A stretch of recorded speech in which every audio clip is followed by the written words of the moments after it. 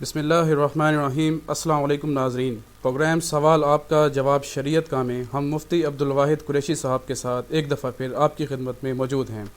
شروع کرنے سے پہلے اپنے تمام ناظرین سے گزارش کروں گا کہ ہماری اس ویڈیو کو زیادہ سے زیادہ شیئر کریں اور صدقہ جاریہ میں اپنا بھی حصہ ڈالیں۔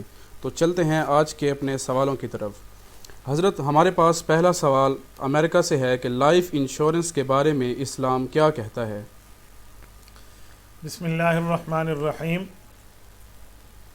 میرے بھائی، لائف انشورنس کے بارے میں علماء کرام کا متفقہ نظریہ یہ ہے کہ یہ جائز نہیں ہے۔ لائف انشورنس میں بعض چیزیں سود ہیں، بعض چیزیں جو ہیں وہ قمار ہیں جسے جوا کہتے ہیں، اور بعض ناجائز سکے ہیں۔ قرآن کریم میں اللہ رب العزت سود کے بارے میں فرماتے ہیں کہ فَإِن لَّمْ تَفْعَلُوا فَأْذَنُوا بِحَرْبٍ مِّنَ اللَّهِ وَرَسُولِهِ۔ اگر آپ سود کو نہیں چھوڑتے تو گویا آپ اللہ اور اللہ کے رسول کے خلاف اعلان جنگ کر رہے ہو، یعنی سود کو لینا یہ اللہ کے رسول کے خلاف اعلان جنگ ہے۔ قرآن کریم میں دوسرے مقام پہ اللہ رب العزت فرماتے ہیں احل اللہ البیع وحرم الربا، کہ اللہ پاک نے کاروبار کو حلال کیا ہے اور سود کو حرام فرمایا ہے۔ اسی طرح صحیح مسلم میں حدیث پاک موجود ہے، حضرت جابر رضی اللہ تعالیٰ عنہ ارشاد فرماتے ہیں کہ ہمارے پاک پیغمبر صلی اللہ علیہ وآلہ وسلم نے ارشاد فرمایا کہ اللہ رب العزت نے لعنت فرمائی ہے سود کھانے والے پہ، کھلانے والے پہ، سود کے رجسٹر کو لکھنے والے پہ، اور سود کے معاملے میں گواہی دینے والے پہ، آکلہ و موکلہ و شاہدہ وقات، مختلف اس طرح کے الفاظ آتے ہیں احادیث پاک میں۔ تو اس طرح سود سے بچنا چاہیے۔ اور سودی کے بارے میں قرآن کریم کی آیت ہے یتخبطہ الشیطان من المس، کہ کل قیامت کے دربار میں، میدان محشر کے اندر جب سودی اللہ رب العزت کے دربار میں آئے گا تو گویا یہ ایسا ہوگا جیسے دنیا میں کسی آدمی پر جن چڑھ جائے، دیو چڑھ جائے، پری کا سایہ آ جائے، کوئی چڑھیل اس پر آ جائے اور اس کی حالت خراب ہو جاتی ہے، وہ آپے سے باہر ہو جاتا ہے اور اسے پتہ نہیں ہوتا میں کیا کہہ رہا ہوں، کیا سن رہا ہوں، کیا بتا رہا ہوں، کیا معاملات ہیں، یہ حالات ہوتے ہیں اس کے۔ تو فرمایا اسی طرح جو سودی آدمی ہے اس کی حالت کل قیامت میں ایسی ہوگی۔ اب قیامت کے اندر تو بندے کو جواب دینا ہے نا، اپنے معاملات بتانے ہیں کہ میں نے زندگی کیسے گزاری ہے، شب و روز کیسے گزارے ہیں، لیل و نہار کیسے گزارے ہیں، اپنی بود و باش کیسے رکھی ہے، طرز زندگی جسے ہم کہتے ہیں میرا لیونگ اسٹائل کیسا رہا ہے، میری لائف اسٹیٹس کیسا رہا ہے، اس کا ہم نے وہاں رپلائی کرنا ہے۔ تو اس وقت بندے کی حالت یہ ہو جائے کہ جن چڑھ جائے، دیو چڑھ جائے، اس کے اوپر کوئی پری آ جائے، کوئی اس کے اوپر چڑھیل آ جائے، اور وہ بیچارہ وہاں پریشان قسم کا ٹھہرا ہوا ہو، وہ 2 2 نے 4 کے بجائے 2 2 نے 6 کہہ رہا ہو، 6 اور 6 12 کے بجائے 6 اور 6 18 کہہ رہا ہو، اور یہ بیچارے کی حالت اور بالکل پاگل پنا سے اس کے اندر ہو، تو یہ حالت اس سودی کی ہوگی جو بندہ سود کھائے گا۔ اور اسی طرح جب لائف انشورنس آپ نے کر لی ہے تو آپ اس طرح کے سودی معاملات میں مبتلا ہو گئے ہیں۔ اس کے اندر ایک دوسری چیز ہے، وہ ہے جسے کہتے ہیں جوا۔ جوا بھی قرآن کریم نے حرام قرار دیا ہے۔ انما الخمر والمیسر والانصاب والازلام رجس من عمل الشیطان فاجتنبوہ، قرآن کریم کہتے ہیں جیسے شراب حرام ہے ویسے جوا حرام ہے۔ اس طرح کی چیزوں کو چھوڑنا آپ کے اوپر لازم ہے، اور اللہ رب العزت فرماتے ہیں یہ رجس ہے، پلیتی ہے، اور اس پلیتی سے ہٹنا آپ کی ذمہ داری ہے۔ فاجتنبوہ، اس سے بچ جاؤ۔ من عمل الشیطان، یہ شیطان کا عمل ہے، تو یہ جوا ہے۔ تو جوا اور سود یہ دونوں لائف انشورنس پہ پائے جاتے ہیں، اسی لیے لائف انشورنس کا استعمال جائز نہیں ہے۔ یہاں پر ایک چھوٹی سی بات ایڈ یہ بھی کر لیں کہ اگر کسی بندے نے لائف انشورنس کر لی ہے، جب لائف انشورنس اس نے کر لی ہے، اب بعد میں اس کو یہ بات معلوم ہوئی ہے کہ یہ کام تو ناجائز ہے، حرام ہے، مجھ سے غلطی ہو گئی، اور اب میں ان کو پیسے دے بیٹھا، معاملات طے کر بیٹھا، تو اسے چاہیے یہ فوری طور پر معاہدہ ان سے ختم کرے۔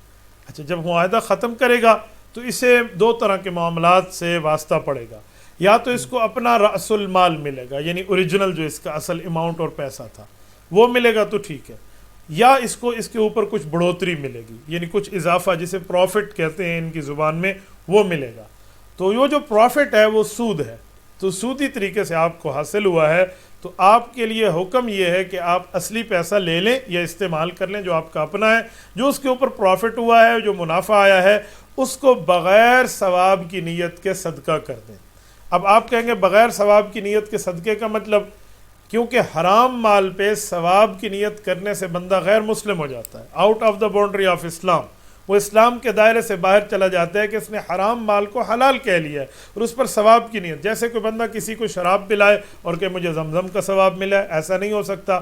اسی طرح کوئی بندہ حرام مال کسی کو دے اور حرام مال دینے کے بعد وہ یہ سمجھے کہ مجھے اس پر کوئی اجر ملا ہے، تو اسلام سے باہر چلا جائے گا، اسی لیے وہ اس کو گناہ سمجھے. نمبر 2، جب گناہ سمجھے گا اور اس کو بغیر ثواب کی نیت کے آگے خرچ کرے گا تو یہ بندہ اسلام سے باہر جانے میں بچ جائے گا.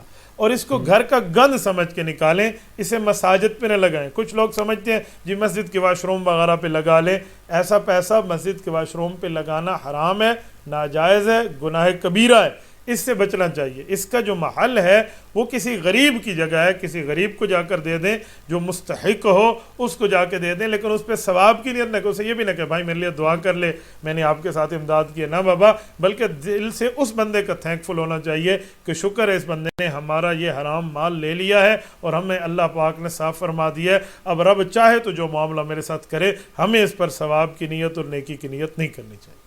جی جزاک اللہ حضرت. جن ناظرین نے ہمیں ابھی جوائن کیا ہے ان سے گزارش ہے کہ ہماری اس ویڈیو کو زیادہ سے زیادہ شیئر کریں تاکہ اور بھی جو لوگ ہیں ہمارے اس لائیو سیشن سے مستفید ہو سکیں. تو ہمارے پاس اگلا سوال ہے محمد عامر بھائی کا، رات کو کپڑے بدلنا کیا سنت ہے؟ رہنمائی فرما دیں. عامر بھائی آپ کو بہت اچھا سوال ہے. اس بارے میں 2 باتیں آپ ذہن میں رکھیں. نمبر 1، رات کو کپڑے بدلنا سنت رسول ہے. نمبر 2، رات کو کپڑے بدلنا عادت رسول ہے صلی اللہ علیہ وسلم. تو رسول اکرم صلی اللہ علیہ وسلم کی زندگی میں جب ہم غور کرتے ہیں تو ہمیں سیدہ کائنات حضرت عائشہ رضی اللہ عنہا ام المؤمنین اور مفسر قرآن حضرت عبداللہ بن عباس رضی اللہ تعالی عنہما کی 2 روایتیں ملتی ہیں. سبل الرشاد میں یہ موجود، سبل الہدى والرشاد میں موجود ہے.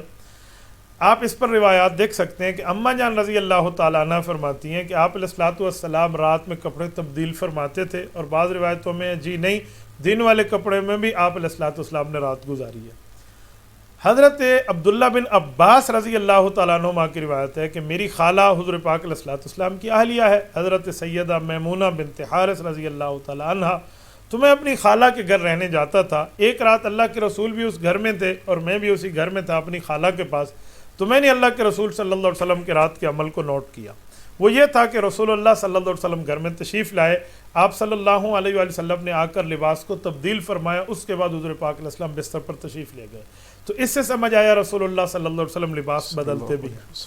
اب یہاں پر ایک بات مزید بھی آپ ایڈ فرما لیں، وہ یہ ہے کہ رات کا لباس بھی 2 طرح کا ہوگا. نمبر 1، وہ لباس ایسا ہو جو بندہ شرفاء کی مجلس میں جا کر عام بندہ پہننے میں شرم محسوس کرے، تو ایسے لباس میں آپ رات کو نماز نہیں پڑھ سکتے. لیکن اگر لباس ایسا ہے جو آپ ہی کے دینی کے والے سوٹ ہیں، وہ آپ نے صرف رات کو نائٹ ڈریس کے لیے مختص کیا ہوا ہے، تو اس کے پہننے پر آپ آسانی سے جا کر نماز وغیرہ بھی پڑھ سکتے ہیں اور اس میں آپ کے معاملات بھی چل سکتے ہیں. لیکن اس کو سنت لازمی سمجھنا، دین کا حصہ سمجھنا اور اس پر اجر اور ثواب کی باتیں بتانا، اور جو رات کو دن والے کپڑے تبدیل نہ کرے اسے غلط کہنا یا گناہگار گردانا، یہ غلط ہے. اس کو رسول اللہ صلی اللہ علیہ وسلم کی عادت مبارکہ میں شامل کر لیں، اور یہ عادت بندے کی ضرورت کی بنیاد پہ ہوتی ہے. آپ ضرورت محسوس فرماتے ہیں کہ رات کو کپڑے تبدیل کر لینے چاہیے تو آپ کر لیں. بعض کپڑے ایسے ہوتے ہیں جو بندہ رات کو تبدیل کر کے گھر میں پہن لیتا ہے، نائٹ ڈریس ہوتا ہے، نائٹی ہوتی ہے انسان کی، وہ باہر نہیں پہنتا. تو ایسے کپڑوں کے بارے میں آپ کے لیے گنجائش شریعت میں موجود ہے، آپ پہن سکتے ہیں. اور اس طرح کے کپڑے جو آپ صرف اپنے گھر کے لیے استعمال کریں تو میرے مطابق ویسے ہونے چاہیے. کہ حضور پاک علیہ السلام سے نہ بدلنا ثابت ہے تو کبھی نہ بھی بدلیں، لیکن کبھی کبھی رسول اللہ صلی اللہ علیہ وسلم سے بدلنا بھی ثابت ہے، تو آپ کو اس پر بدل لینا میں یہ اس طرح پہ اجر ملے کہ رسول اللہ صلی اللہ علیہ وسلم کی سنت عادیہ ہے. جی جزاک اللہ حضرت. ہمارے پاس اگلا سوال حافظ محمد زین بھائی کا ہے، ہفتے والے دن مچھلی کھانا کیسا ہے؟ رہنمائی فرما دیں. حافظ محمد زین صاحب، آپ کے سوال میں 2 باتیں آپ کی خدمت میں رکھوں گا. نمبر 1 کہ ہفتے والے دن مچھلی کھانا یہ بالکل جائز ہے، بالکل مشروع ہے، اس پر کسی قسم کا کوئی گناہ، کوئی کراہیت موجود نہیں ہے. نمبر 2، زین بھائی جو آپ کا سوال ہے نا، اس سوال کے پیچھے تہ منظر موجود ہے، جسے کہتے ہیں نا بیک گراؤنڈ، پس منظر، تہ منظر موجود ہے. وہ کیا ہے؟ قرآن کریم میں موجود ہے، یوم السبت کے تحت سورۃ نمبر 2 سورۃ البقرہ پارہ نمبر 1 میں موجود ہے کہ ہفتے والے دن مچھلی کھانے میں بنی اسرائیل کی ایک قوم کو منع کیا گیا تھا۔ شاید آپ نے یہاں سے یہ بات لی ہے کہ جب ان کو منع کیا گیا تھا تو لہٰذا ہم ہفتے والے دن مچھلی نہ بھی کھائیں سیچرڈے کو، تو ہمارے لیے کسی قسم کی کوئی برائی ہو یا نہ ہو، لیکن یہ بات غلط ہے۔ یہ ایلا بستی جو بحیرہ کلزم کے قریب تھی، ان کے چند لوگوں کو منع کیا گیا تھا کہ آپ یہ چیز چھوڑ دیں۔ اس کا یہ مطلب نہیں ہے کہ امت محمدیہ کے لیے بھی حکم ہے۔ ان لوگوں نے نہیں چھوڑی تھی تو بعد میں ان کی فجعلناہا نکال آیت کریمہ کیسے فجعلناہا نکال لما بین یدیہا وما خلفہا وموعظۃ للمتقین۔ قرآن کریم نے ان کو جو عذاب میں مبتلا ہونے کی بات کی ہے نا، تو یہ انہی کے ساتھ خاص ہے۔ میں یہاں آپ کو ایک بات مزید کر دیتا ہوں۔ سورۃ البقرہ سورۃ نمبر 2 اس کی آیت نمبر 208 اٹھائیں نا، یا ایھا الذین آمنوا ادخلوا فی السلم کافۃ ولا تتبعوا الشیطان ولا تتبعوا خطوات الشیطان انہ لکم عدو مبین۔ اس آیت کے پس منظر میں مثلاً آپ ذخیرۃ الجنان فی فہم القرآن اٹھائیے، امام اہل سنت والجماعت شیخ التفسیر والحدیث استاد ذی المکرم حضرت مولانا محمد سرفراز خان صفدر، اللہ ان کی قبر پہ کروڑوں اربوں رحمت نازل فرمائے، انہوں نے بھی اس پر اپنے ذخیرہ میں بات فرمائی ہے۔ اس کے علاوہ اور بھی حضرات نے، مفسرین نے قرآن کریم کی تفسیر پر اس پر بہت کچھ لکھا ہے کہ ایک پارٹی مسلمان ہوئی، وہ گروپ جو مسلمان ہوا پہلے یہودی مذہب رکھتا تھا، رسول اللہ صلی اللہ علیہ وسلم پر ایمان لایا، جن میں سیدنا عبداللہ بن سلام رضی اللہ عنہ سر فہرست ہے۔ تو حضرت عبداللہ بن سلام رضی اللہ تعالیٰ عنہ جب ایمان لائے تو ان کے دل میں ایک بات آئی کہ اونٹ کا گوشت کھانا موسیٰ علیہ السلام کی امت پر منع تھا، امت محمدیہ صلی اللہ علیہ وسلم میں جائز ہے، اور ہم رسول اللہ صلی اللہ علیہ وسلم پر ایمان لائے ہیں، حضرت موسیٰ علیہ السلام کو پہلے مانتے تھے، لہٰذا ہم اگر اونٹ کا گوشت نہ کھائیں تو کیا نقصان ہے؟ تو ٹھیک ہے، کوئی نہیں۔ حالانکہ بہت سے لوگ ہوتے ہیں جن نے اونٹنی کا دودھ نہیں پیا ہوتا، اور بہت سے لوگ ہوتے ہیں جن نے اونٹ کا گوشت بھی نہیں کھایا ہوتا، بہت سے لوگ ہوتے ہیں۔ تو یہ انہوں نے طے کر لیا کہ میں اس اونٹ کے گوشت کو استعمال نہیں کروں گا کیونکہ سابقہ شریعت میں منع تھا۔ یہ بات اللہ رب العزت کو پسند نہ آئی اور قرآن کریم کی آیت اتری، یا ایھا الذین آمنوا، اے ایمان والو، ادخلوا فی السلم کافۃ، مسلمان ہوئے ہو تو اسلام میں پورے کے پورے داخل ہو جاؤ، ولا تتبعوا خطوات الشیطان، شیطان کی پیروی نہیں کرنی، انہ لکم عدو مبین، وہ آپ کا کھلا دشمن ہے۔ اس سے سمجھ آیا کہ کوئی بندہ امت محمدیہ میں رہ کر پچھلی امتوں کے مسائل کو اس طرح لے جو یہاں موجود نہ ہو اور اس کی ضرورت بھی نہ ہو، تو یہ خطوات الشیطان کی پیروی ہے اور اس سے منع کیا گیا۔ تو یہ رک گئے اور انہوں نے اونٹ کا گوشت بھی کھایا اور اونٹنی کا دودھ بھی استعمال فرمایا۔ تو یہاں اس صحابی پر بھی آپ اعتراض نہیں کر سکتے، کیوں؟ اللہ رب العزت نے جب یہ آیت شروع فرمائی ہے تو یا ایھا الذین آمنوا کا ٹائٹل ان کو عطا فرمایا، تو یہ سوچنے کے باوجود بھی یا ایھا الذین آمنوا ہے، تو کوئی صحابی پر کوئی نقطہ اٹھا کر کے جس نے ایسے سوچا تھا، بابا وہ تکمیل شریعت کے ایام تھے، ان دنوں میں شریعت مکمل ہو رہی تھی، نازل ہو رہی تھی، تو زیر تربیت تھے رسول اللہ صلی اللہ علیہ وسلم کے، تو بات آئی تو اللہ کے رسول صلی اللہ علیہ وسلم نے ان کو آیات سنا دی، تو بات بالکل صاف ہو گئی ہے۔ اب ہمارے لیے اعتراضات کا حق باقی نہیں رہتا، وہ اب بھی یا ایھا الذین آمنوا ہے۔ تو میرے دوستو، اسی وجہ سے ہفتے کے دن مچھلی کا مسئلہ بھی وہی تھا، تو ہفتے کے دن مچھلی کھانا بالکل جائز ہے، بالکل ٹھیک ہے۔ ایسی طرح کے خیالات جس میں ہم جامع بین الشریعتین بنے یا جامع بین الخیرین بنے کہ یہ بھی ٹھیک ہے اور یہ بھی ٹھیک ہے اور یوں بھی کر لیں اور یوں بھی کر لیں، تو یہ اپنے پیٹ کی تشریحات ہیں، اور اپنے پیٹ کی تشریحات پہ عمل کرنے سے ہمیں شریعت روکتی ہے۔ ہم نے اس پہ عمل کرنا ہے جس پہ ہمیں اللہ اور اللہ کے رسول صلی اللہ علیہ وسلم نے چلایا۔ جزاک اللہ خیر حضرت۔ ہمارے پاس اگلا سوال ہے شفیق احمد بھائی کا، علماء کرام کی خدمت کرنا کیسا ہے؟ بھائی شفیق، اللہ پاک آپ پر شفیق رہے، بہت اچھا آپ نے سوال فرمایا ہے۔ علماء کرام کی خدمت کرنا وقت کے نبی کے وارثین کی خدمت کرنا ہے۔ رسول اکرم صلی اللہ علیہ وآلہ وسلم کی حدیث پاک کا مفہوم موجود ہے کہ علماء انبیاء کے وارث ہیں، العلماء ورثۃ الانبیاء وان العلماء ورثۃ الانبیاء۔ حدیث پاک میں جامع ترمذی میں موجود ہے کہ علماء جو ہیں وہ انبیاء کرام کے وارث ہیں۔ تو نبی کے وارث کی قدر آپ اس لیے نہیں کرتے کہ یہ عام سا بندہ ہے، بلکہ یہ پیغمبر کا وارث ہے۔ اور یہ بات یاد رکھیں، ایک وارث ہوتا ہے، ایک مورث ہوتا ہے۔ وارث اسے کہتے ہیں جو کسی چیز کا وارث بن رہا ہو، اور مورث اسے کہتے ہیں جو چیز چھوڑ کر جائے۔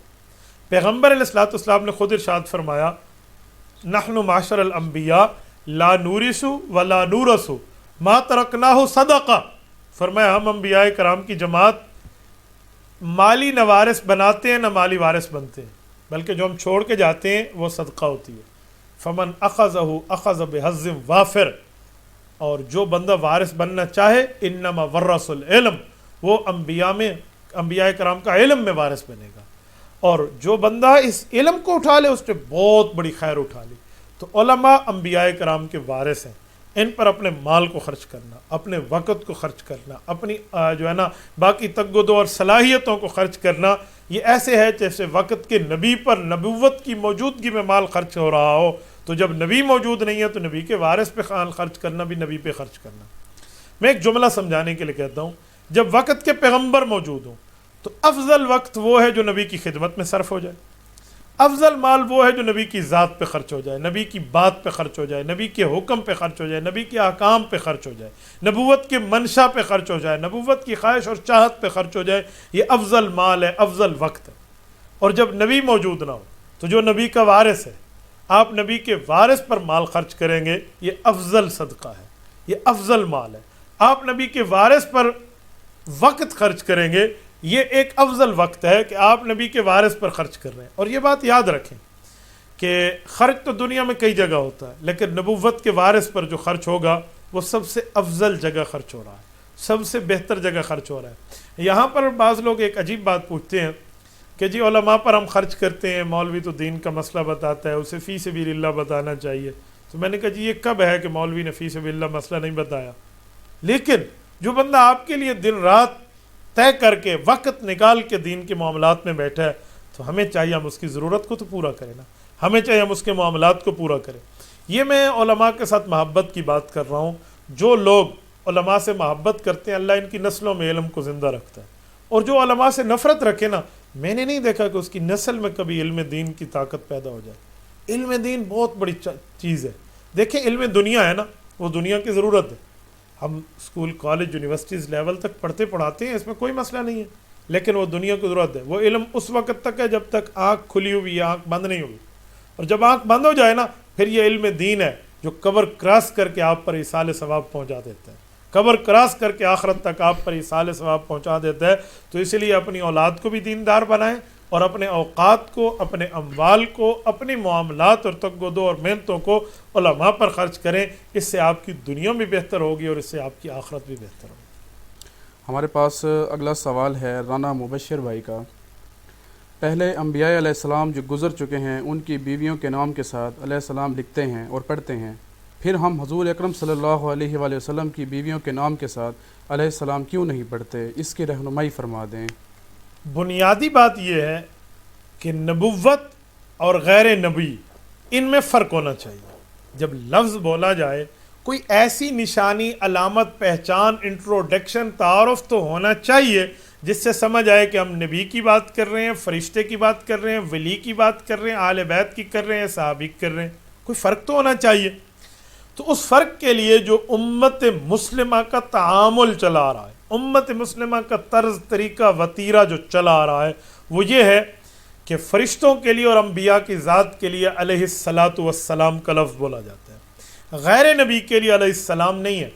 गैर नबी में अगर सहाबी या अहले बैत है तो उसके लिए है रज़ी अल्लाह ताला अन्हो, सहाबिया है तो रज़ी अल्लाह ताला अन्हा। वो अहले बैत हो या सहाबा हो, रज़ी अल्लाह ताला अन्हो, रज़ी अल्लाह ताला अन्हा का टाइटल कुरान करीम ने उनको दिया है।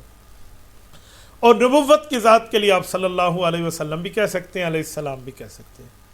जो गैर नबी की बीवियों के लिए लफ्ज़ बोला जाता है, ये मेरे ख्याल में आम तरह पे बोल लिया जाता है, इस पर शरीयत की कोई बुनियाद और दलील मौजूद नहीं है। जैसे अम्मा हव्वा सलामुल्लाहि अलैहा की जगह लोग कह देते हैं अलैहिस्सलातु वस्सलाम। इतना ये मशहूर है कि बाज़ों का तो हम लोग भी कह देते हैं, लेकिन इससे वो नज़रिया और उसूल नहीं टूटता कि जो आज तक उम्मत को उसूल चला आ रहा है कि अम्बिया की ज़वात क़ुदसिया के लिए अलैहिस्सलाम कह दें। मैं एक जुमला आपकी खिदमत में कहता हूँ, अलैहिस्सलाम का माना होता है उस पर सलामती हो, तो ये लफ्ज़ फ़ी नफ़्सी कहने में कोई जुर्म नहीं है। आप कह दें किसी सहाबी के नाम के, मसलन हज़रत उमर अलैहिस्सलातु वस्सलाम अलैहिस्सलाम कह दे, हज़रत उमर अलैहिस्सलाम, तो फ़ी नफ़्सी कोई जुर्म नहीं है, कह लेना चाहिए। बाज़ वक़्त किताबों में ऐसे सैयदना अली अल मुर्तज़ा रज़ी अल्लाह तआला अन्हु के लिए अबू दाऊद शरीफ में अलैहिस्सलाम का लफ्ज़ मौजूद है, تو اس پر منہ نہیں چڑھانا چاہیے، لیکن عام عادت نہیں ہے، عام حالات نہیں ہیں، عام معاملات نہیں ہیں، عام اصول یہ نہیں ہے۔ اصول یہ ہے کہ صحابہ اور اہل بیت کے لیے رضی اللہ تعالیٰ عنہ اور انبیاء کے لیے علیہ السلام۔ یہاں پر میں ایک رک کے جملہ سمجھاتا ہوں۔ بعض لوگ سمجھتے ہیں رضی اللہ کا مطلب یہ ہے کہ اے اللہ تو ان سے راضی ہو جا۔ او بابا، ہمارے کہنے سے اللہ ان سے کیا راضی ہو؟ راضی اللہ کا مطلب یہ ہے کہ قرآن کریم میں لکھا ہوا ہے اللہ ان سے راضی ہو چکا۔ یہ راضیہ کا جو صیغہ ہے نا، جو ورڈ ہے، یہ پاسٹ کا ہے، ماضی کا ہے۔ تو رضی اللہ عنہ، اللہ تعالیٰ ان سے راضی ہو چکا، وَرَضُوا عَنْهُ، اور اللہ سے یہ لوگ راضی ہو چکے، رضی اللہ عنہم وَرَضُوا عَنْهُ۔ تو اس کا یہ مطلب نہیں ہے کہ ہمارے کہنے سے اللہ ان سے راضی ہوگا۔ یہ میں اس لیے کہہ رہا ہوں کہ ایک بندے نے ایک دن مجھ سے سوال کیا کہ مولانا یہ کیا راضی اللہ لگایا ہوا ہے، آپ کے کہنے سے اللہ ان سے راضی ہوگا؟ میں نے کہا نا بھائی، راضی اللہ کا ترجمہ آپ کو نہیں آتا، آپ راضی اللہ کا ترجمہ اردو والا لے رہے ہیں۔ اردو میں شاید راضی اللہ کا معنی ہو اللہ تم سے راضی ہو، لیکن اردو میں معنی راضی اللہ کا نہیں بنتا، یہ بنے گا یار اللہ تجھے رضا عطا فرمائے، یرض اللہ تجھے رضا عطا فرمائے۔ راضیہ یہ ماضی کا صیغہ ہے، تو راضیہ کا معنی ہوتا ہے اللہ تعالیٰ اس شخصیت سے راضی ہو چکا۔ مثلا سیدنا ابو بکر، سیدنا عمر، سیدنا عثمان، سیدنا علی رضی اللہ عنہم، اب سب کے لیے میں نے کہہ دیا۔ تو اس کا کیا مطلب؟ اللہ تعالیٰ ان شخصیات سے راضی ہو چکا، ان پر اللہ کی رضا آ چکی، ان سے اللہ کی محبت واضح ہو چکی، ان سے اللہ کا پیار کا اظہار واضح ہو چکا۔ یہ خبر دے رہے ہیں، نیوز دے رہے ہیں، یہ دعائیہ کلمات نہیں ہیں، یہ ترضی کے کلمات پرانی جملے میں بتایا جا رہا ہے کہ اللہ ان سے راضی ہو چکا۔ دیکھو اتنی بڑی شخصیت ہے۔ ہاں، ہم اس کو اب بطور دعا بھی کہہ لیں گے کہ میرے اللہ ان پر مزید کرم فرما، ان ذوات پر مزید جو ہے نا کیا کہتے ہیں اپنی برکت اور رحمت کو نازل فرما۔ تو اسی لیے ان کے ساتھ راضی اللہ کہیں گے۔ انبیاء کرام ہوں تو آپ ان کے ساتھ علیہ السلام کہیں، یہ طریقہ آ رہا ہے۔ ایک شخص مجھے ایک دن کہنے لگا مولانا اگر اس طریقے سے ہٹ کے، یہ جو بزرگوں کا طریقہ ہے، ان بزرگوں سے ہٹ کے ہم چلیں، تو میں نے کہا حدیث پاک میں ہے، حضرت ابن عباس رضی اللہ تعالی عنہما کی حدیث ہے، مستدرک علی الصحیحین میں موجود ہے، ابن حبان میں موجود ہے، کنز العمال میں موجود ہے، طبرانی میں موجود ہے، امام حسین بیہقی نے سنن بیہقی میں اس کو نقل فرمایا ہے، اور یہ صحیح حدیث ہے کہ البرکۃ مع اکابرکم، کہ جو برکات ہوتی ہیں نا وہ اپنے بڑوں کے ساتھ چلنے میں ہوتی ہیں۔ بڑوں پر اعتماد والا مزاج جب آئے گا نا تو اللہ تمہاری زندگی میں برکات قائم فرما دیں گے۔ اب آپ ان بزرگوں سے ہٹ کے، ان اکابرین سے ہٹ کے، ان ماہرین شریعت سے ہٹ کے، ان ایکسپرٹ آف دا ہولی شریعت سے ہٹ کے نئی راہ اپنائیں، اپنے طریقے سے چلیں، کبھی کسی کو خوش کرنے کے لیے، کبھی کسی کے معاملات کی مداہنت کے لیے۔ تو آپ جب بزرگوں سے ہٹ رہے، اکابر سے ہٹ رہے، اور آپ ان لوگوں سے ہٹ رہے جو شریعت کے ماہرین ہیں، تو حدیث پاک میں تو البرکۃ مع اکابرکم، تمہارے آپ بڑوں کے ساتھ چلنے میں برکت تھی۔ تو شاید آپ نے نئی روش جب اختیار کر لی ہے اور ان لوگوں سے ہٹ کے اختیار کر لیا تو اس میں برکات نصیب نہیں ہوں گے۔ اس لیے بہتر ہے کہ ہمیں امت کے اس معاملے پہ چلنا چاہیے جس پر امت کی میجارٹی قائم ہے، اور اس طریقے پر چلتے ہوئے امت آ رہی ہے۔ تو لہٰذا فائنل ہوا کہ انبیاء کرام کی ذوات کے لیے علیہ الصلاۃ والسلام اور غیر نبی کے لیے آپ رضی اللہ کا لفظ کہہ سکتے ہیں، اگر وہ صحابی تابعی نہیں ہے تو آپ رحمۃ اللہ علیہ کا لفظ کہہ سکتے ہیں، سلام اللہ علیہ کا لفظ انبیاء کی بیویوں کو کہا جا سکتا ہے، تو آپ اس پر ضرور کہہ سکتے ہیں، اس پر کوئی دوسری رائے نہیں ہے۔ جی جزاک اللہ۔ جن لوگوں نے ہمیں ابھی جوائن کیا ہے ان سے ایک دفعہ پھر گزارش ہے کہ ہماری اس ویڈیو کو زیادہ سے زیادہ شیئر کریں تاکہ ہمارے اس لائیو سیشن سے اور بھی لوگ مستفید ہو سکیں۔ جی تو حضرت ہمارے پاس اگلا سوال محمد نعمان بھائی کا لاہور سے ہے۔ نکاح والے دن ساس سسر اپنے داماد کو سونے کی انگوٹھی پہناتے ہیں، اس کا پہنانا کیسا ہے؟ اس کے بارے میں تھوڑی وضاحت فرما دیں۔ نعمان بھائی، آپ زندہ دلان شہر سے تعلق رکھتے ہیں، تو میں آپ کی خدمت میں ایک بات کہتا ہوں کہ زندہ دلی کا یہ معنی نہیں ہے کہ بندہ شریعت کو بھی کراس کر جائے۔ شریعت کے احکامات کی پیروی مسلمان کی پہلی شان ہے۔ ساس سسر نے انگوٹھی پہنانی ہے تو چاندی کی پہنائیں جو شریعت میں رسول اللہ صلی اللہ علیہ وسلم نے امت مسلمہ کے نوجوانوں کے لیے خود ترتیب فرمائی ہے، وہ 4.5 ماشے سے کم ہے، 4.5 ماشے سے بڑھ کے نہ ہو، چاندی کی انگوٹھی پہنی جا سکتی ہے۔ اور فحش کے علاوہ کہہ رہا ہوں، یعنی اس میں جو وہ ہے نا نگینہ ہے، نگینہ چاہے آپ کلو کا بھی لگا لیں، وہ آپ کی مرضی ہے، خالی میں انگوٹھی اور چاندی کی وزن کی بات کر رہا ہوں کہ وہ 4.5 ماشے سے کم ہو۔ نگینہ لگ کے آپ زیادہ ہی کر لیں، اس پہ نو پرابلم۔ یہ رسول اللہ صلی اللہ علیہ وسلم کا بتایا ہوا ہے۔ لیکن جو سونا ہے تو اللہ کے رسول نے تو سونے سے منع فرمایا. صحیح مسلم میں حدیث پاک موجود ہے کہ رسول اللہ صلی اللہ علیہ وسلم نے مرد کو سونا پہننے سے منع فرمایا.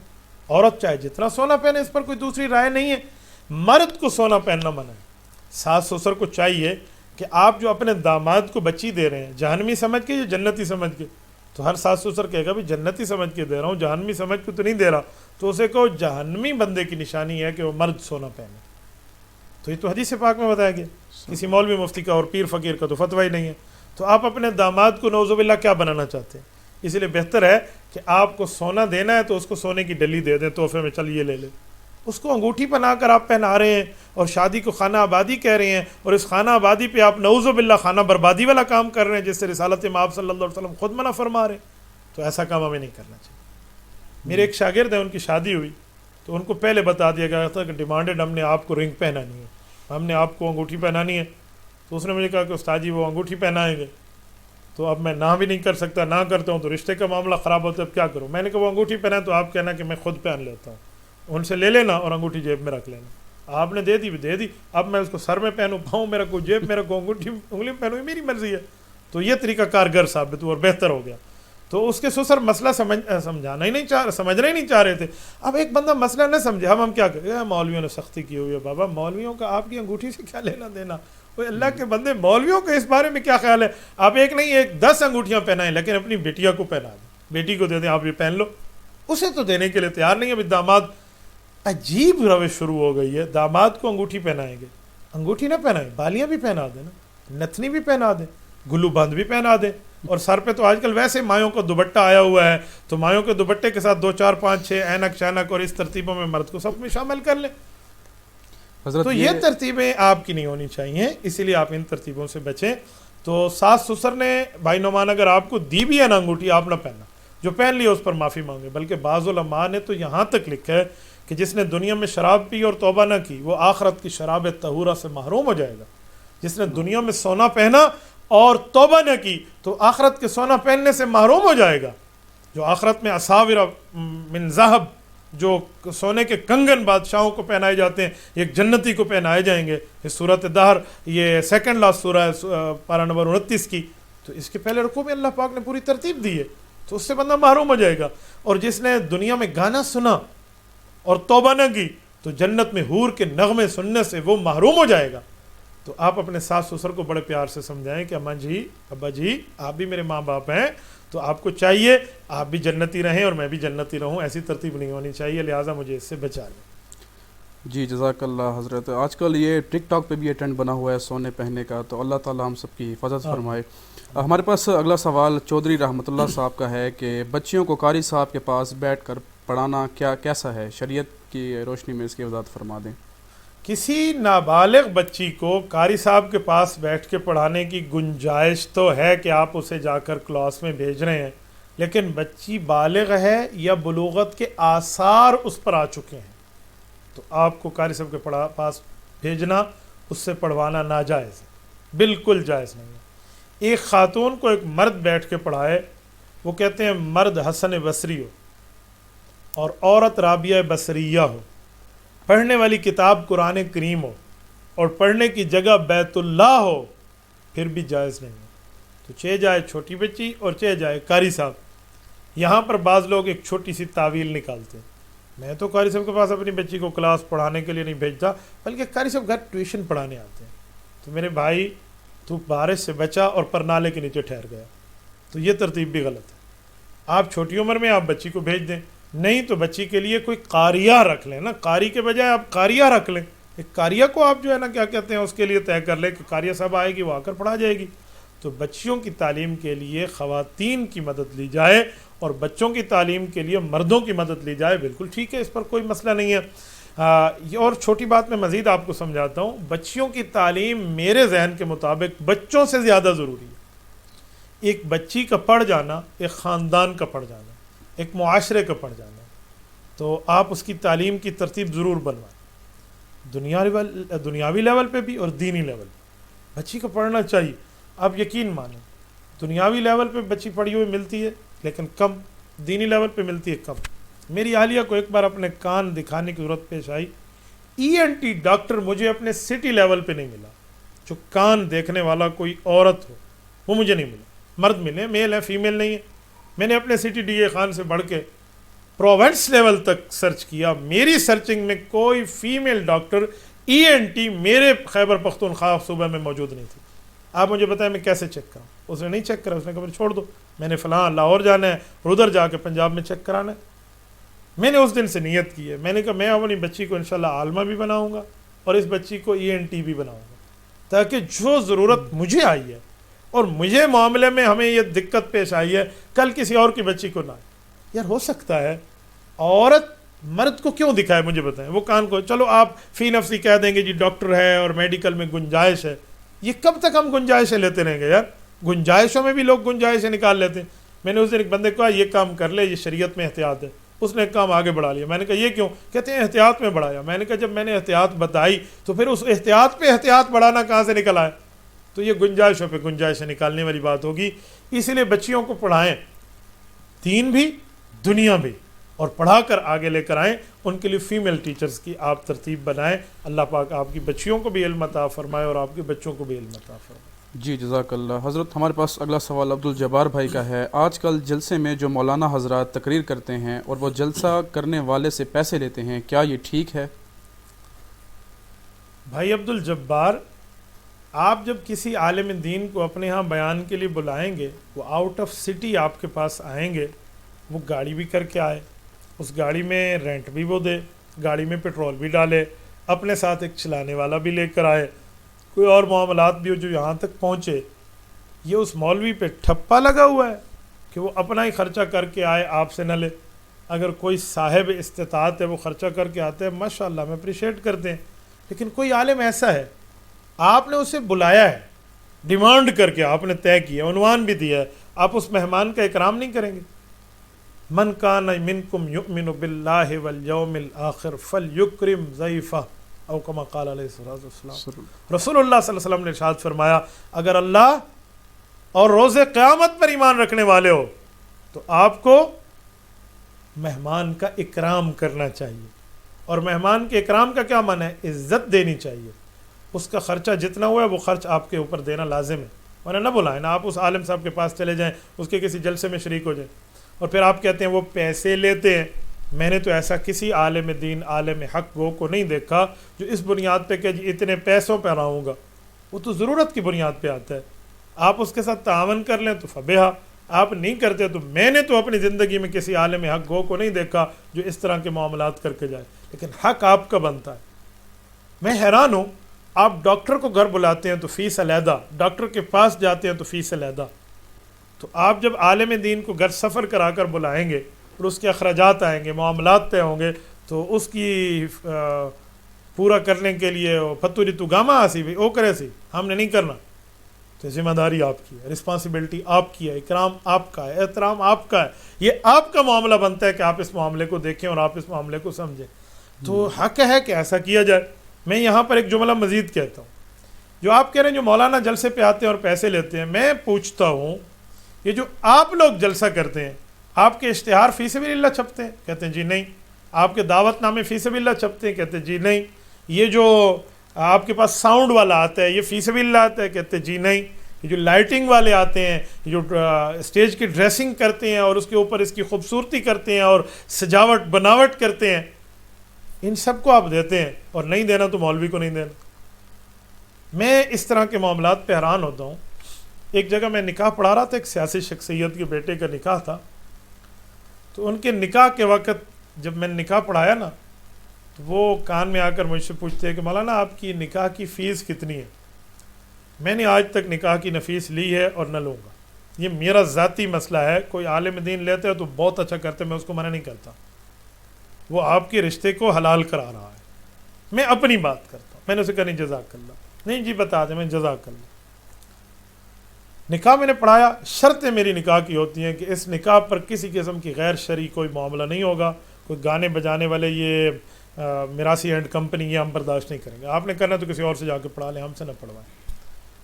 نکاح کی دعا کر رہا ہوں اور یوں ہاتھ منہ پر پھیرنے لگا ہوں تو سامنے سے پردہ اڑا ہے ہوا میں، اور وہ سارے منہ میں توتیاں شوتیاں لے کر وہ ڈھول باجے کے ساتھ کام فٹ تھا کہ مولوی صاحب ایک دفعہ یہاں سے کمر پھیرے اور ہم اپنا کام شروع کریں. اسی اسنا میں اس بندے کا قسمت اس نے پھر پھڑکائی، اس نے پھر آگے مجھے پوچھا مولانا آپ کی نکاح کی فیس کتنی ہے؟ میں نے کہا وہ جو سامنے ٹھہرے ہیں نا میراثی، ان کے ساتھ آپ نے جو فیس طے کی ہے، یہ نکاح میں حرام معاملہ رکھوایا ہے اور میں نکاح کو حلال کر رہا ہوں، تو حرام والوں کے ساتھ جو فیس طے ہے نا، اس سے 500 روپے کم اس حلال والے کو دے دیں۔ اب تو اس بندے کی آنکھیں نکل آئی کہ ان کے ساتھ تو 50,000 کا معاملہ طے تھا اور مولوی کو 50,000 کے انہیں 200 پہ ٹرخانا تھا، چلو آپ نکاح لے لو۔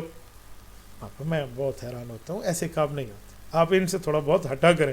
اور میں ایک جملہ کہتا ہوں کہ تگڑے ڈاکٹر کو فیس دیتے ہیں تاکہ تگڑی صحت رہے، اور تگڑی فیس نکاح کی دیا کرو علماء کو تاکہ تگڑا تمہارا رشتہ اور ریلیشن رہے۔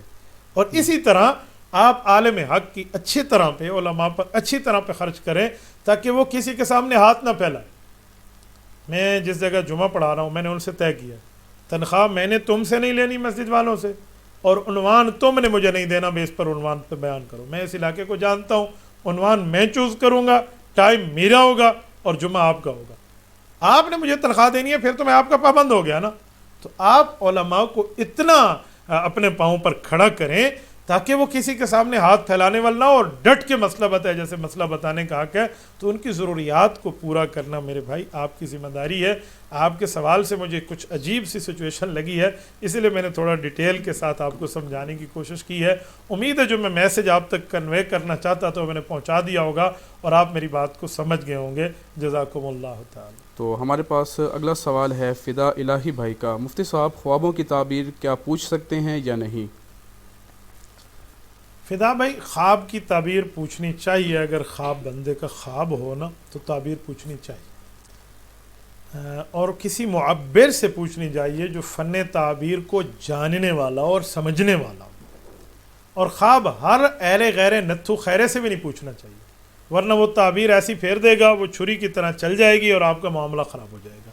اسی لیے میرے خیال میں آپ کو چاہیے کہ آپ جس شیخ کی بیعت ہے، جس استاد سے آپ پڑھیں، جس عالم دین کے ساتھ آپ کو عقیدت ہے، آپ اپنے خواب کی تعبیر ان سے پوچھ لیجئے، کسی قسم کا کوئی پرابلم نہیں ہوگی۔ یہ جو مسائل ہوتے ہیں نا، لوگ عالم پہ بدلتے رہتے ہیں اور پوچھتے رہتے ہیں جی ادھر سے میری مرضی کی تعبیر ملے، ایسا نہیں ہوتا۔ بعض اوقات خواب کی تعبیر بہت بہتر ہوتی ہے اور خواب بندے کو بہت بدتر نظر آتے ہیں۔ اس دن ایک شخص نے خواب کی تعبیر کے بارے میں مجھ سے رابطہ کیا کہ فلاں شخص کے بارے میں ہم نے خواب دیکھا ہے کہ اس کی بڑی سی شلوار ہے، تو شلوار تو اتنی زیادہ لمبی اور بڑی نہیں ہونی چاہیے، مسنون یہ ہے اور سنت یہ ہے اور فلاں یہ ہے اور فلاں یہ ہے۔ میں نے اسے کہا کہ یہ ظاہراً بات کریں یا خواب کی بات کریں؟ اگر ہے ظاہری بات پھر تو آپ کی بات ٹھیک ہے کہ شلوار کے رکھنے اٹھانے کا طریقہ ہے، ٹخنوں سے اوپر ہو، فلاں ہو، پوری ترتیب ہے، مسنون ہونا چاہیے۔ لیکن جو خواب کا مسئلہ ہے وہ تو کچھ اور ہے۔ خواب میں بڑی شلوار عزت کی نشانی ہے، یہ معبرین نے تعبیر کے فن میں لکھا ہے۔ کہتے ہیں اچھا ہاں یہ بات تو ٹھیک ہے۔ ایک شخص نے مجھ سے پوچھا مولانا خواب میں احکام بدل کیوں جاتے ہیں؟ تو میں نے اسے کہا خواب میں حکم چلتا ہی نہیں ہے۔ کہتے وہ کیسے؟ میں نے کہا ایک مطلب بالکل 100% نیند میں ہو، اور نیند میں ہوتے ہوئے کہہ رہا ہوں میں انڈین ہوں، پاکستانی نہیں ہوں، تو کیا وہ پاکستانی کی بات مان لی جائے گی؟ یا کوئی انڈین ہو وہ کہ جی میں سعودی عرب کا ہوں، انڈین نہیں ہوں، پھر کیا کیا جائے؟ خواب والی بات خواب کی ہوتی۔ کہتے نہیں ہو تم کس دنیا کے خواب دیکھ رہے ہو، تو خواب کے اوپر حکم نہیں چلتا۔ کہتے ہیں مجھے سمجھ نہیں آئی، تھوڑا مزید مثال سے سمجھائیں۔ میں نے کہا اچھا میں ایک جملہ کہتا ہوں۔ میں نے کہا آپ کی اہلیہ سے میں ملاقات کروں، بیٹھوں، ہاتھ ملاؤں، کیا حال ہے، اچھے ہیں، خیریت ہے، اور آپ کی اہلیہ میری کوئی محرم رشتہ دار نہ ہو، تو آپ یہ برداشت کریں گے؟ کہتے ہیں کوئی خاوند کیسے برداشت کرے گا، میری اہلیہ سے کوئی آ کر ملے، ہاتھ ملائے، گپ شپ لگائے۔ تو میں نے کہا اگر یہ میں خواب دیکھ لوں کہ میں آپ کی اہلیہ کے ساتھ ملا ہوں، بیٹھا ہوں، السلام علیکم، کیا حال ہے میری بہن سے، یار ٹھیک ہے، یہ میں نے ان سے پوچھا ہے، اور یہ خواب آ کے آپ کو بتاؤں تو آپ پھر مجھ سے لڑنا اور ناراضگی شروع کر دیں گے؟ کہتے ہیں نہیں۔ تو میں نے کہا آپ مان گئے نا کہ جو حکم ظاہر کا ہوتا ہے وہ خواب پہ نہیں چلتا؟ کہتے جی بالکل سمجھ آ گیا، میں نے پورا سمجھ آ گیا۔ تو بعض بندوں کو اپنے طرز پہ سمجھانا پڑتا ہے۔ تو خواب آپ نے پوچھنا ہے نا، کس سے پوچھنا ہے، کیسے پوچھنا ہے، کس طرز پہ پوچھنا ہے، اس کے لیے ترتیب ہونی چاہیے۔ اتھنٹک عالم ہو، معبر وقت ہو، تعبیر کے علوم سے واقفیت رکھتا ہو اور سمجھتا ہو، اور وہ آدمی آپ کو خواب کی تعبیر دے اور اس میں جذباتیات بھی شامل نہ ہوں۔ تعبیر دینے والے کی باتیں ایسی طرح پہ بعض اوقات خواب میں شامل ہو جاتی ہیں جو ظاہری دنیا میں پھر بندے کو نظر آتی ہے۔ اور اگر آپ کو کوئی عالم نہیں ملتا اور آپ نے تعبیر ہر صورت دینی ہے تو یہ تعبیر دیا کریں کہ اللہ پاک خیر کا معاملہ فرمائیں گے۔ یہ ایسا نٹ ہے جو ہر قابل پہ چڑھ جائے، ہر خواب کی تعبیر آپ کو بنا دے گا کہ اللہ خیر کا معاملہ. بعض اوقات ایسی تعبیریں ہوتی ہیں, یقین مانے لوگ کہیں سے تعبیریں پھروا لیتے ہیں, پھر مشکل. آؤٹ آف کنٹری کی بات کر رہا ہوں, ایک شخص نے برابر کال کی, مجھے بار بار کال کی, مولانا میری بیوی نے یہ خواب دیکھا ہے اور وہ حاملہ ہے, امید سے ہے, پریگننٹ ہے, تعبیر دیں. میں نے کہا جی اللہ خیر کرے گا, تعبیر چھوڑ دیں. بار بار مجھ سے پوچھا, میں نے کہا جی اللہ خیر کرے گا, تعبیر چھوڑ دیں. چھوڑیں, آپ کو اس میں کیا مسئلہ ہے؟ نہیں مولانا اس کی اصل تعبیر آپ کو بتانی پڑے گی. نہیں میں نے کوئی ناراض نہیں ہوگا. میں نے اصل تعبیر بتا دی. کچھ دنوں کے بعد مجھے کہتے ہیں حضرت میرا بچہ پیدا ہوا ہے اور وہ مردہ بچہ تھا. میں نے کہا تعبیر کیوں لی تھی, کیا ضرورت تھی تمہیں تعبیر کے مسئلے میں پڑھنے پر؟ میں جو کہہ رہا تھا کہ تعبیر کے معاملات میں نہ پڑھو. معبر سمجھ جاتا ہے, تعبیر کے اصول سمجھ جاتا ہے کہ اس خواب کے معاملات کیا ہے. تو ایسی غلطیاں بندے سے ہو جاتی, ایسے معاملات بھی ہو جاتے. یہ عوام نے ایسی غلطیاں کی ہو تو یہ حال ہو جاتا ہے. تو ایسی, یہ میں نہیں کہتا کہ ہماری تعبیر کی وجہ سے ہر صورت ہی ہوگا, میں عام اصول بتا رہا ہوں. تو اس لیے تعبیر کسی عقل والے, علم والے, حلم والے سے پوچھنی چاہیے جس کا حوصلہ بھی ہو. اللہ تعالیٰ ہمیں صحیح باتوں پر صحیح عمل کرنے کی توفیق عطا فرمائے. آمین آمین. ہمارے پاس اگلا سوال اتر پردیش انڈیا سے ہے. جس بندے کو وطر کی دعا نہ آتی ہو تو وہ دعائے قنوت کی جگہ کیا پڑھے؟ وطر کے اندر 3 رکعتوں میں تیسری رکعت کے اندر دعائے قنوت پڑھی جاتی ہے تلاوت کے بعد. اللہ اکبر کر کر دعائے قنوت, اللہم انا نستعینک و نستغفرک, یہ دعا ہے. اب یہ جو دعائے قنوت ہے یہ پڑھنا وطر میں ہے. اب ایک آدمی نہیں پڑھتا یا اس کو یہ دعا نہیں آتی تو اس کو چاہیے کہ دعائے قنوت سیکھے. شریعت میں موجود ہے, ثابت ہے اللہ کے رسول صلی اللہ علیہ وسلم سے. لیکن جب تک سیکھ رہا ہے تو اسے چاہیے ربنا آتنا فی الدنیا حسنہ وفی الآخرۃ حسنۃ وقنا عذاب النار, یہ دعا پڑھتا رہے. اس دعا پڑھنے سے اس بندے کے وطر ادا ہو جائیں گے. اس کو یہ پڑھ لینی چاہیے. کوئی دعا تو پڑھ لی ہے نا, یہ دعا بھی نہیں آتی تو اللہم اغفر لنا, اللہم اغفر لنا, اللہم اغفر لنا. یہ ہماری کتب فقہ میں باقاعدہ اس پر لکھا ہوا ہے کہ اس طرح کے الفاظ وہ پڑھ سکتا ہے. اس سے فائدہ یہ ہے کہ اس کے وطر ادا ہو جائیں گے, لیکن یہ سیکھتا رہے گا. تو سیکھنا چاہیے ہمیں شریعت میں. بعض اوقات بہت عجیب مجھے فیلنگ ہوتی ہیں کہ میں حیران ہوتا ہوں, چھوٹے چھوٹے شریعت کے مسائل ہیں اور ہم ان سے ناواقف ہیں. آپ مجھے بتائیں, بچہ 7 سال کا ہو, رسول اللہ صلی اللہ علیہ وسلم نے نماز پڑھنے کے حکم کے بارے میں ارشاد فرمایا اور اس پر سرزنش کرنے کی بات کی ہے جب وہ 10 سال کا ہو اور نماز نہ پڑھے. اچھا, اس پر بھی ایک جملہ سمجھ جائیں. یہ جو حدیث پاک میں ہے نا کہ مرو اولادکم بالصلاۃ وہم ابناء 7 سنین, بچہ 7 سال کا ہو تو نماز کا حکم کرو. وضربوہم علیہ وہم ابناء 10 سنین, 10 سال کا ہو جائے تو نہ پڑھے تو اس کو مارو. اس مارنے کا یہ مطلب نہیں ہے کہ آپ نے اس کی ہڈی توڑ دینی, آپ نے اسے ایسا مارنا ہے, اس کا گال اس کو سرخ کر دینی ہے, منہ پہ مارنا تو ہے ہی نہیں. اس میں سرزنش ہے, بقدر ضرورت بچہ ہے اس کو اسی انداز میں تھوڑا بہت ڈانٹ ڈپٹ سے, سرزنش سے آپ اس کو نماز کی طرف لے کر آ سکتے ہیں. ایک قاری صاحب کو میں نے ایک بار روکا نا کہ آپ بچوں کو نہ مارے, تو نے یہ حدیث پڑھ دی تو میں نے اسے روکا. میں نے کہا ایک منٹ اپنے مسئلے پر لولی لنگڑی استدلالات نہ پیش کیا کرو, حدیث پاک کو سمجھا کرو. تمہارا استدلال لولا لنگڑا ہے. کہتے وہ کیسے؟ میں نے کہا رسول اللہ صلی اللہ علیہ وسلم نے قرآن کریم یاد کرنے میں بچے کو مارنے پر فرمایا یا نماز؟ کہتا جی نماز. تو میں نے کہا آپ نے نماز پہ مارا؟ کہتا نہیں شرارت پہ. میں نے کہا پھر یہ حدیث کیوں پڑھی ہے؟ خدا کے بندے کیا خواہ سے ڈرامے بازیاں کر رہے ہو. سیدھے طریقے سے بندہ لے کر چلے. رسول اللہ صلی اللہ علیہ وسلم نے نماز کے ترک پر منع فرمایا. نماز محتم بشان حکم ہے جس کے نزول کے لیے رب نے پیغمبر صلی اللہ علیہ وسلم کو عرشوں پہ بلا کر نماز عطا کی ہے. باقی سارے حکم زکوٰۃ سے لے کر روزے تک زمین پر آئے ہیں. تو یہ مارنے کی بات ہے. اس طرح کے معاملات ہیں.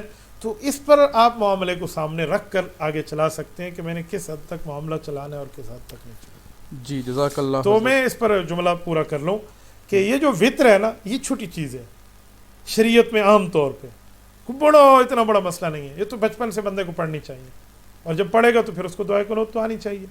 تو بندے کو پتہ ہونا چاہیے, معلومات ہونے چاہیے. اس پر بندہ یہ غلطی کر لیتا ہے کہ جی مجھے تو نہیں پتہ, میں تو یاد نہیں کر سکا, میں فلاں نہیں کر سکا. بہت بڑی غفلت اور نادانی کی بات ہے میرے بھائیوں. ہمیں یاد کرنا چاہیے اور فوراً یاد کرنے چاہیے تاکہ ہم شریعت کی ان باتوں کو صحیح طور پہ ادا کر سکیں اور اللہ سے صحیح اجر پا سکیں اور اپنی آخرت کی عبدالآباد والی زندگی کو بہتر سے بہتر بنا سکیں. آمین آمین. ہمارے پاس اگلا سوال کراچی سے علی شاہ بھائی پوچھتے ہیں, نماز میں ادھر ادھر دیکھنا کیسا ہے؟ کیا اس سے نماز ٹوٹ جاتی ہے؟ نماز میں دائیں بائیں دیکھنا اور دائیں بائیں پھرنا یہ علیحدہ علیحدہ بات ہے. آپ نماز میں قبلہ رخ ہو کر ٹھہرے ہوئے ہیں اور ایسے تھوڑا سا آپ نے کچھ دائیں بائیں دیکھ لیا ہے تو اس سے آپ کی نماز نہیں ٹوٹتی. ایک ہے آپ نے ایسے کر کے دیکھا ہے وہ جو پوری سائڈ چینج کر کے اگلا سمجھے آپ نماز میں ہیں ہی نہیں, اسے عمل کثیر کہتے ہیں, پھر تو نماز ٹوٹ جائے گی. تو دائیں بائیں میں آپ کا سینہ بھی بعض اوقات پھر جاتا ہے, تو ایسی چیزوں سے ایسی حرکتوں سے آپ بچ جائیں. نماز کے دوران ادھر ادھر دیکھنے سے نماز ٹوٹتی نہیں ہے, لیکن نماز بھول ضرور جاتی ہے. کیوں؟ جو آدمی چاہتا ہے مجھے نماز میں بھول نہ ہونا, وہ نظر ایک جگہ پہ رکھے, اللہ اکبر کے وقت وہ سامنے نظر رکھے اور سوچے کہ قبلہ میرے سامنے ہے اور میں پل صراط پہ ہوں, میرے پیچھے جہنم ہے, دائیں جنت ہے, میں کچھ نہ کچھ ہو سکتا ہے, موت آ سکتی ہے. یوں نیت رکھے, پھر ہاتھ باندھے تو سمجھے خود کو مجرم سمجھے, اور ہاتھ باندھنے کے بعد اپنی نظریں سجدے کی جگہ پہ رکھے, سجدے پر رکھ دے, اور اس کے بعد رکوع کے وقت اپنی نظریں پاؤں کے ناخنوں پہ رکھے کہ روح یہاں سے کھینچی جائے گی. سجدوں میں بھی زمین پر, سجدوں کے درمیان جھولی پر. سلام کے وقت ادھر نیت رکھے, ان سب تک سلام, ادھر بیٹھے ہوئے مقتدیوں پر اس طرف, اگر امام ہے تو اس طرف, او آخر مسلمانوں تک اس طرف بھی ایسے نیت کرے. تو یہ نظروں کی حفاظت کریں گے نا نماز میں, بھولنا ٹھیک ہو جائے گا. اور اگر آپ چاہتے ہیں کہ میں بھولتا رہوں, سجدہ صاحب لگتے رہیں, پتہ نہیں 4 رکعت 3 رکعت 3.5 ہے 4.5 ہے 4.25 ہے 4.5 ہے, پھر یہ مسئلہ خراب, تو پھر آپ ادھر ادھر دیکھتے رہیں. اس لیے ادھر ادھر دیکھنے سے نماز کے ٹوٹنے سے زیادہ نماز کے بھولنے سے تعلق ہے. تو نماز ٹوٹ گئی تو بھی مسئلہ خراب ہے, نماز بھول گئی تو بھی آپ کا مسئلہ خراب ہے. عام بندے کو تو پتہ ہی نہیں ہوتا سجدہ صاحب کے معاملات کیسے ہیں, اس لیے دائیں بائیں نہیں دیکھنا چاہیے. تو آپ یہ غور کر لیں. یہاں ایک مسئلہ ساتھ ایڈ کر لیں. ایک بندہ ایک دن مجھے کہنے لگا کہ مولانا میں نماز پڑھ رہا تھا اور ہمارے سامنے گھڑی ڈیجیٹل لگی ہوئی تھی, میں نے نماز میں یوں نظر اٹھائی اور سامنے دیکھا تو 4:32 ہو رہی. تو میں نے منہ سے تو نہیں کہے بھائی 4:32 ہے, لیکن میرے ذہن میں یہ بات سمجھ آ گئی کہ 4:32, 4 کا لفظ ہے, 3 کا لفظ ہے, 2 کا لفظ ہے. اب میری نظروں میں میرے دماغ کے اندر تو گیا کہ 4:32 ہو رہے ہیں, تو کیا میری نماز ٹوٹ گئی؟ میں نے کہا اس طرح کرنے سے نماز نہیں ٹوٹتی, آپ کی نماز ہو گئی ہے, لیکن اس کی عادت نہ بنائیں کہ آپ آج دیکھیں 4:32 ہو رہے ہیں اور تاریخ اتنی ہو رہی ہے اور وقت اتنا اور ٹمپریچر اتنا چل رہا ہے, کیونکہ آپ کا جو معاملہ ہے تو آپ کے معاملے میں ایسی گھڑی کے اندر تو سب چیزیں موجود ہوتی ہیں. تو لہٰذا نظروں کی نماز میں حفاظت کی بہت بڑی ضرورت ہے. جی, محمد مزمل بھائی پوچھتے ہیں کہ میں ایک جگہ کام کرتا ہوں, میرا استاد شراب پیتا ہے, کیا میں اس کے ساتھ کام کر سکتا ہوں؟ وہ میرے ساتھ بیٹھا رہتا ہے اور رات کو بھی لیٹ تک کام کرتا ہے, نیند بھی پوری نہیں ہوتی, صبح کی نماز بھی کافی دفعہ رہ جاتی ہے, اب میں کیا کروں؟ میرے خیال میں مزمل بھائی آپ کا کام پتہ نہیں کیا ہے, آپ نے نہیں بتایا, آپ تھوڑی ڈیٹیل دے دیتے تو میں اس پر کچھ مزید کہنے کی پوزیشن میں ہوتا, لیکن آپ کی ڈیٹیل سے پہلے کہنا کچھ قبل از وقت ہے. بہرحال اس سوال پر میں ایک کمنٹ کر لیتا ہوں. ایک اور آدمی غلطی کرتا ہے, وہ گناہ کرتا ہے, وہ آپ کا استاذ ہے, وہ شراب پیتا ہے, وہ غلطی کرتا ہے, آپ اپنے کام میں رہتے ہیں, اپنی ملازمت میں رہتے ہیں, وہ ساتھ بیٹھنے سے آپ کو گناہ نہیں ہوتا. ہاں, یا تو آپ کے محتاط ہو, آپ کی رعایا ہو, آپ کے معاملات, آپ کی بات مانتا ہو, آپ اس پہ حکم چلا سکتے ہو اور نافذ کر سکتے ہو, اور آپ اسے منع نہ کریں, پھر تو گناہ کی بات ہے. لیکن آپ اس طرح کے معاملات نہیں ہیں, وہ اپنے معاملے کا خود ذمہ دار ہے, اپنے معاملے میں خود مسائل میں چل رہا ہے, اور آپ صرف اس کے ساتھ بیٹھے ہیں, تو آپ کے بیٹھنے سے آپ پر کوئی گناہ نہیں ہے. یہ جو آپ کہہ رہے ہیں نا کہ میری نماز قضا ہو جاتی ہے, یہ اس کے ساتھ بیٹھنے کی وجہ نہیں ہے, یہ اس کے ساتھ بیٹھ کر آپ کا اپنے دماغ کو بنا لینے کی وجہ ہے. ورنہ صحابہ کرام مکہ مکرمہ میں رہتے تھے, ابو جہل بھی مکہ مکرمہ میں رہتا تھا, کبھی ابو جہل کی باتوں کو صحابہ کرام نے اپنے دل پر نہیں لیا اور اس کے اثر کو اپنے ساتھ نہیں لیا. مدینہ منورہ میں صحابہ اور اہل بیت رہتے تھے, عبداللہ بن ابی منافق بھی مدینہ میں رہتا تھا, اور اس کی منافقت کو صحابہ نے تو اپنے ساتھ نہیں لیا. آپ صرف ملازمت کے لیے جاتے ہیں, جاب کے لیے جاتے ہیں, کام کے لیے جاتے ہیں, دفتر کے لیے جاتے ہیں, اپنی نوکری کے لیے جاتے ہیں, تو آپ اپنی نوکری تک محدود ہیں, اس پر اپنی توجہ کو مرکوز رکھیں, آپ باقی معاملات میں نہ چلیں. وہ شراب پیے یا کچھ, ہاں آپ کی اس کے ساتھ گپ شپ ہے, تعلقات ہیں, وہ آپ کی بات مان بھی لیتے ہیں, آپ کی بات سن بھی لیتے, چلو مانتا نہیں ہے, کچھ غور بھی کر لیتا ہے کہ چلو اندی گال کہیں کام دی ہے, کچھ توجہ دیتا ہے, تو آپ کو چاہیے آپ اس کو سمجھائیں کہ استاد جی شراب ام الخبائث ہے, مادر آف دا خبیث, خبیثوں کی ماں ہے, اور شراب بڑی عجیب چیز ہے, لہٰذا شراب سے ہمیں بچ جانا چاہیے. اس معاملے میں آپ کو شراب کے متعلق آیات, احادیث, اللہ رسول کے احکامات یہ معلوم ہونے چاہیے اور پتہ ہونے چاہیے. آپ ان کو بیٹھ کے سمجھائیں, آپ بتائیں, تاکہ آپ اس نحوست سے اسے بچا سکیں. شراب بہت بڑا گناہ اسلام میں، انما الخمر والمیسر کہہ کر خدا نے اس سے منع ہونے کی بات کی ہے، شیطان کے عمل کی بات کی ہے، اور شراب کا قلیل کثیر حرام ہے، اس سے نشہ آئے یا نہ آئے، شراب کا قلیل کثیر، یہ نہ کہیں کہ جی میں نے نشہ نہیں آیا ابھی تک میں نے شراب پی تھی، بابا نشہ آئے یا نہ آئے، شراب قلیل کثیر حرام ہے۔ جو نشائی پکے ہو جاتے ہیں نا، ان کو چھوٹی موٹی شراب سے، کوئی ایک کپ سے 2 جاموں سے ان کو پھر نشہ نہیں چڑھتا، ان کو نشہ چڑھتا ہے پوری کپی چھپی پی جانے سے، انہاں دے کول اپنی کپی ہے چاہے گیلن ہے، وہ اس سے پی لیتا ہے اور اس سے اس کے معاملات ہو جاتے ہیں، تو کپی سے تو اسے جو ہے نا کیا کہتے ہیں نشہ نہیں چڑھے گا، اس کو تو گیلن چاہیے ہوگا۔ تو آپ اگر یہ کہہ دیں کہ بھئی چھوٹی شراب سے نشہ نہیں چڑھتا لہٰذا تھوڑی میرے لیے پینا جائز ہے، تو یہ قلیل کثیر کا فرق نہیں ہے، بلکہ قلیل کثیر حرام ہے اس کا، وہ تھوڑا پیا جائے یا زیادہ پیا جائے، تو آپ شراب سے خود بھی بچیے، اسے بھی بچائیے، لیکن آپ بچا نہیں سکتے، وہ اپنے معاملات تک مبتلا بیٹھا ہے، تو بس آپ اس کے ساتھ رہیں، استغفار کرتے رہیں، اس کے لیے دعا کرتے رہیں، ایک دن اللہ پاک اس کو یہ چیزیں بھی چھڑا دے گا۔ جی اللہ تعالیٰ ہمیں عمل کرنے کی توفیق عطا فرمائے۔ ہمارے پاس اگلا سوال عامر بھائی کا لاہور سے ہے، دانت میں درد کا کوئی وظیفہ بتا دیں، جزاک اللہ۔ دانت میں درد کے لیے میں آپ کی خدمت میں کچھ باتیں عرض کیے دیتا ہوں، اس پر مختلف دعائیں ہیں دانت کے معاملات میں، آپ قرآن کریم کی آیات ہیں جو دانت کے معاملات میں آپ پڑھ سکتے ہیں، یا کسی زمانے میں نے اپنے پاس وہ چیز رکھی تھی، دعا کریں اگر وہ مجھے مل گئی نا تو میں آپ کی خدمت میں رکھ دیتا ہوں۔ سورۃ بقرہ کی آیت نمبر 73، کذالک یحیی اللہ الموتى ویریکم آیاتہ، یہ آیت جو ہے اس کو آپ کسی موٹے کاغذ پر لکھ کر اپنے دانتوں کے درمیان دبائے رکھیں۔ یہ جو بچہ پڑھ نہیں سکتا یہ اس کے لیے، یا جو پڑھ سکتا ہے تو اس کو بار بار یہ پڑھنا چاہیے، اس کی تعداد 41، یہ اتنی بار پڑھے تو اس کا دانت کا درد ٹھیک ہو جائے گا، یہ بھی ہمارا آزمودہ نسخہ ہے۔ اس کے علاوہ پارہ نمبر 18 سورۃ المؤمنون کی آیت نمبر 78، وَهُوَ الَّذِي أَنشَأَ لَكُمُ السَّمْعَ وَالْأَبْصَارَ وَالْأَفْئِدَةَ قَلِيلًا مَا تَشْكُرُونَ۔ آپ اگر یہ انگلی رکھیں اور 7 مرتبہ اس آیت کو پڑھیں تو انشاءاللہ تعالی آپ کے دانت کے درد کو ٹھیک ہو جائے گا، ایسی کوئی بات نہیں ہے۔ اور اس کے ساتھ اگر آپ کا درد دانت کا مسلسل پڑتا ہے تو مسلسل والے کے لیے وَإِذَا بَطَشْتُمْ بَطَشْتُمْ جَبَّارِينَ کا وظیفہ ہے، تو آپ اس دانت کو پکڑیں اور پڑھتے رہیں اور پڑھتے رہیں اور پڑھتے رہیں، ایک سانس میں آپ 10 بار پڑھیں یا 20 بار پڑھیں یا 25 مرتبہ پڑھیں، ایک سانس میں، سانس ٹوٹنے سے پہلے جتنی بار آپ پڑھ لیں آپ پھونک لیں، پھر دوسری مرتبہ، پھر تیسری مرتبہ، تو یہ وظائف ہیں، ان وظائف سے بندے کے دانت کے درد کو اللہ پاک صحت میں مبدل فرما دیتے ہیں۔ جی ہمارے پاس اگلا سوال بہاول پور سے محمد عامر بھائی کا ہے، کیا عورت بچے کے کان میں اذان دے سکتی ہے؟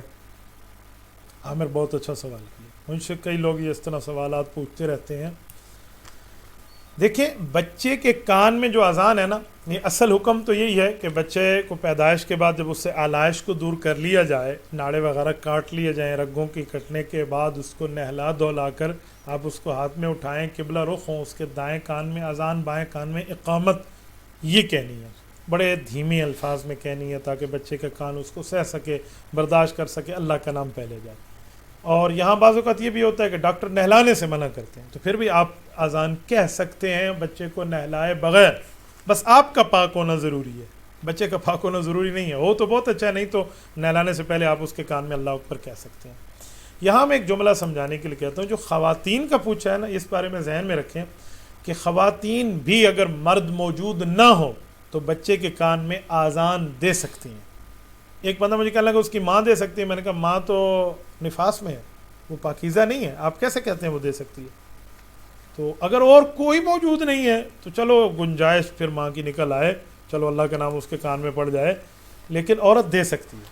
ہاں وہ جو اونچی آواز ہوتی ہے نا، وہاں عورت کی آواز منع ہے، یہ آواز اذان والی اونچی نہیں ہوتی، یہ اذان والی جو آواز ہے وہ صرف اور صرف بچے کے کان تک پہنچانی ہے، اسی لیے اس کی بہن موجود ہے، پھپھو موجود ہے، خالہ موجود ہے، نانی اماں موجود ہیں، یہ اذان دینا چاہے مرد موجود نہیں ہے تو ان کی اذان ہو جائے گی، بچے کے کان میں دے سکتے ہیں۔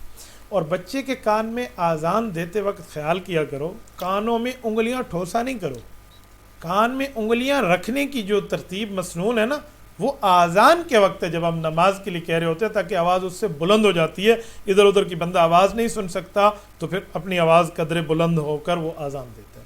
بچے کے کان میں آپ نے بلند آواز سے نہیں کہنی، آپ نے کانوں میں انگلیاں ڈال کے شروع تھی بجنا ہے نا تو بچے کے کان کے پردے پھٹ جائیں گے. اسی لیے بہتر ہے اگر آپ نے انگلی نہ رکھے تو ٹھیک ہے، اور انگلی رکھنے کی آپ کو سنت پر زیادہ ہی عمل پیرا ہونے کی ہے تو آپ زیادہ سے زیادہ بس ادھر سے پکڑ لیں تاکہ آپ کا دل مطمئن ہو جائے، ورنہ ہاتھ رکھنے کی ضرورت نہیں ہے. ابو داؤد شریف میں روایت موجود ہے حضرت ابو رافع رضی اللہ تعالیٰ عنہ کے واسطے سے کہ اذن النبی صلی اللہ علیہ وسلم فی اذن الحسن رضی اللہ تعالی عنہ، حضور پاک صلی اللہ علیہ وآلہ وسلم کے نواسے شہزادہ جنت سیدنا امام حسن ابن علی رضی اللہ عنہ پیدا ہوئے تو رسول اللہ صلی اللہ علیہ وسلم نے خود اذان ان کے کانوں میں کہی، اور اس طرح سیدنا حسین رضی اللہ عنہ کے لیے باقی معاملات بھی ہیں. تو آپ علیہ الصلوۃ والسلام نے اس جگہ اذان کہی ہے بچے کے کان میں، تو آپ نے اذان کہنی ہے، لیکن اس طرح ایک کنہ کو پکڑ کر تو چھک کے تو کام نہیں کرنا کہ کام خراب ہو جائے. تو اس لیے بہتر ہے کہ آپ بہتری کے معاملات پہ چلیں تو آپ اس کی اذان دیں. عورت بھی اذان دینا چاہتی ہے تو ان شرائط کی پابندی کے ساتھ کہ وہ پاک ہونی چاہیے، اس کو باوضو ہونا چاہیے، قبلہ رخ ہونا چاہیے، بچے کی کان تک دھیمے لہجے میں اذان دینا چاہتی ہے تو وہ اذان دے سکتی ہے. جی جزاک اللہ. حضرت علی بھائی ہمارے ساتھ فیصل آباد سے سوال کر رہے ہیں، کیا مقتدی امام کے ساتھ تکبیریں کہے گا یا نہیں؟ جی بالکل، مقتدی امام کے ساتھ تکبیرات انتقال کہے گا. یہ نہیں ہے کہ مقتدی تکبیرات نہیں کہے گا، مقتدی کا تکبیر کہنا مسنون ہے، لیکن مقتدی نے کہنا ضرور ہے. ہاں چھوٹ گئی تو اس کی نماز ہو جائے گی، ایسی کوئی بات نہیں ہے، لیکن مقتدی کو کہنا چاہیے، یہ مسنون ہے. نماز اور نماز جنازہ کی تکبیرات میں فرق ہے، یہ بات ذہن میں رکھیں. نماز کی تکبیر آپ بھول گئے ہیں، اللہ اکبر آپ نے نہیں کیا اور امام کے ساتھ آپ گھٹنوں پہ چلے گئے ہیں، یا اللہ اکبر سجدے کے اٹھنے کے بعد آپ نے اپنے منہ سے ادا نہیں کیا تو آپ کی نماز ہو جائے گی. لیکن جو آپ کا جنازہ ہے نا، جو آپ جنازہ پڑھ رہے ہیں، تو اس جنازے میں تکبیر کہنا جیسے امام کے لیے فرض ہے ویسے مقتدی کے لیے بھی فرض ہے. مقتدی امام کی تکبیرات کے معاملات پہ اکتفا نہیں کرے گا، جی امام آدھا کھڑا تو میں آدھا کھڑا، یوں نہیں ہے، اسے بھی کہنا پڑے گا، امام بھی کہے گا. تو ادھر آپ نے اپنی زبان سے تکبیرات ادا کرنے ہوں گے ورنہ آپ کا جنازہ نہیں ہوگا. لیکن جو نماز کے عام فرض کے معاملات ہیں تو ادھر آپ کے لیے تکبیر کے الفاظ اپنی زبان سے کہنا مسنون ہے، آپ کو کہنے چاہیے. لیکن امام صاحب کہتا ہے آپ نہیں کہتے بھول کے تو آپ کی نماز ہو جائے گی انشاءاللہ تعالی. اگر آپ جان بوجھ کے بھی نہیں کہتے تو پھر بھی آپ کی نماز ہو جائے گی، خلاف سنت ہو جائے گی، ثواب کم ہو جائے گا، مکروہ کے معاملات ہو جائیں گے. اس لیے بہتر ہے کہ آپ آداب کا خیال رکھ کے نماز کو ادا فرمائیں. جی عبد البر بھائی ہمارے سے سوال کرتے ہیں، کیا پیلے رنگ کے کپڑے پہننا صحیح ہے یا نہیں؟ جی پیلے رنگ کے کپڑے پہنے جا سکتے ہیں، اس کو منع نہیں ہے، لیکن یہ بات ذہن میں رکھیں کہ پیلے رنگ کے ایسے کپڑے جو بھڑکیلے رنگ کے ہوں اور عورتوں کے ساتھ مشابہت ہو تو پھر تو منع ہے، ورنہ پیلا رنگ منع نہیں ہے، جائز. إلهي واسع الكرم ورب البيت والحرم إليك أتيت منكسرا